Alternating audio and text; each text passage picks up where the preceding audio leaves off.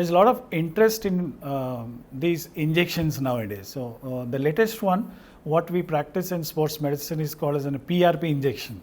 So PRP, the abbreviation says platelet rich plasma. So there is a platelet rich plasma and there is a platelet poor plasma. So when we take plasma, plasma is the liquid part of the blood. So we take the blood, separate the cells, and the liquid what we get is a yellow liquid. We concentrate that liquid and separate it into two layers, which is called as the PRP and the PPP. So the platelet poor plasma and platelet rich plasma. So we take only the rich plasma and we use it in injuries, in sports injuries. So what it does? So why this is come into place and why the technology and why the advances have happened. So what in sports, the main problem in sports is injuries. What everybody goes through, no matter if you are the god of that sports, you still can have injury. So once you have an injury, you are out of the competition. So you sometimes have to take rest for 2 months, for 6 months also if you have undergone surgery. So the time is very important. So the PRP is something where we harvest the growth factors or the healing factors which are already present in our blood, and we inject it in a concentrated form so that the healing process is speeded up. So the injury which used to take 2 months, 3 months will heal in 2 to 3 weeks or maybe 4 weeks. So that is the whole concept of a PRP injection.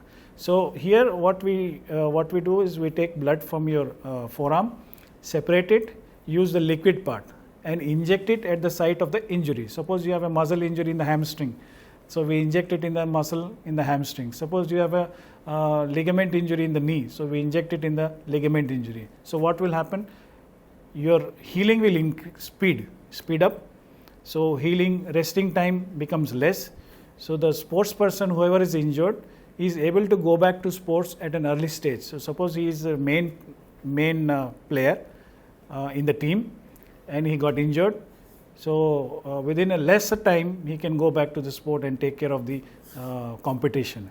So with that concept, the PRP injections have come into play, and then it is given good results as far as muscle tears are concerned, ligament tears are concerned, and sometimes we also use in early stages of arthritis. So these are the conditions where it is indicated. But definitely it won't work in all the cases. There is a specific indication. Only in those indications it will work.